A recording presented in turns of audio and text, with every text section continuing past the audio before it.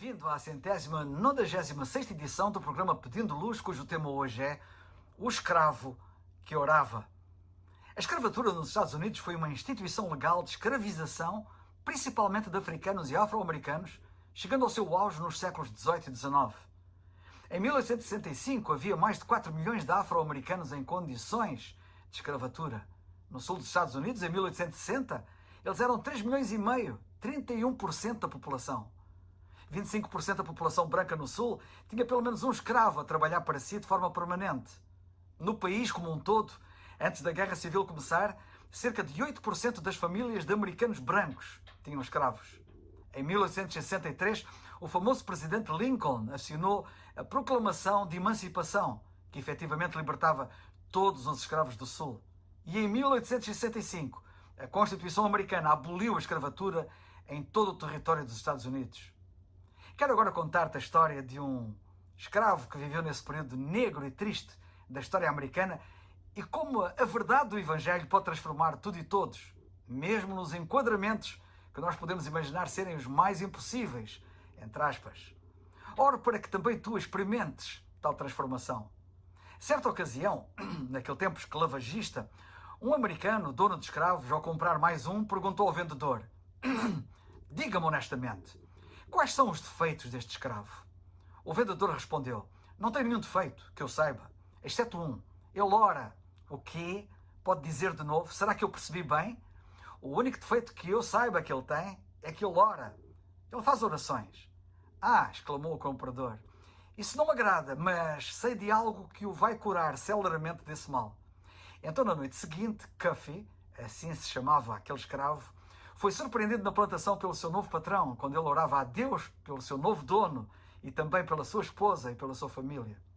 O homem escutou a oração e naquele momento não disse nada, mas na manhã seguinte chamou Cuffy e disse-lhe: não quero discutir contigo, homem, mas eu não vou aceitar orações na minha propriedade. Portanto, abandona essa prática. Patrão, respondeu o escravo, eu não posso deixar de orar, eu tenho que orar sempre. Se tu insistes em orar, eu vou ensinar-te a não fazê-lo. Patrão, eu não posso deixar de orar. Bem, então vou dar-te 25 açoites por dia, até que tu o deixes de fazer.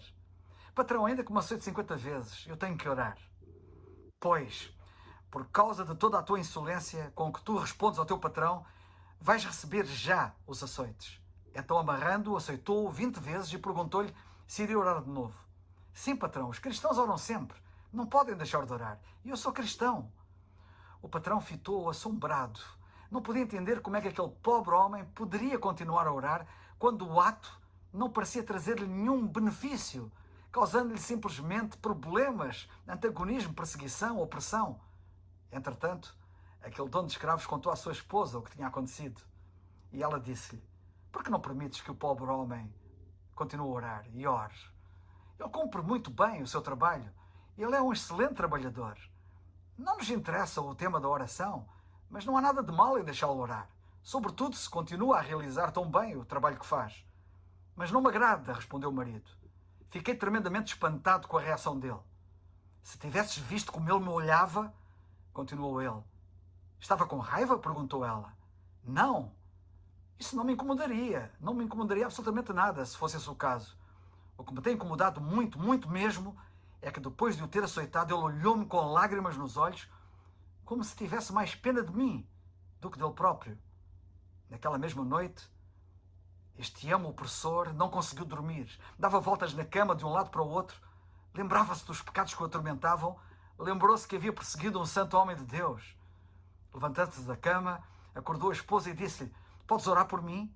Nunca orei na minha vida, respondeu ela. Não posso orar por ti. Estou perdido, disse ele.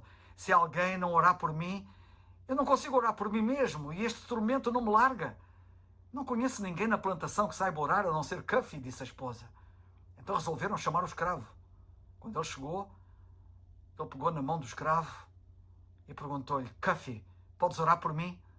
Patrão, respondeu o escravo, eu tenho orado pelo Senhor desde que cheguei aqui e não deixei de orar quando me aceitou e tenho a intenção de continuar a orar sempre pelo Senhor.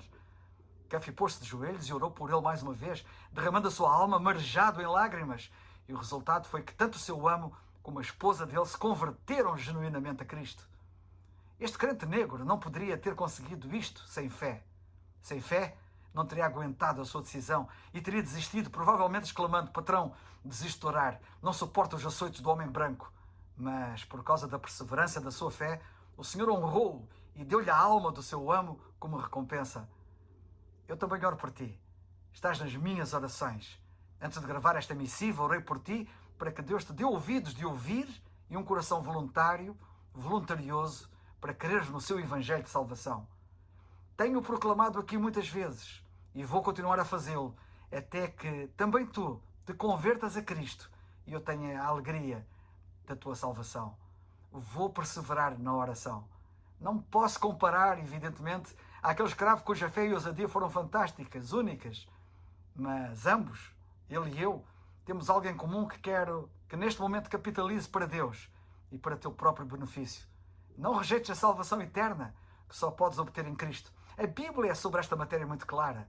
Diz assim, por exemplo, em Atos dos Apóstolos: em nenhum outro há salvação, porque também debaixo do céu nenhum outro nome há dado entre os homens pelo qual devamos ser salvos.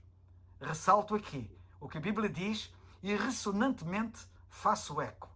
Crê no Senhor Jesus Cristo e serás salvo. Atos 16, 31. É o farol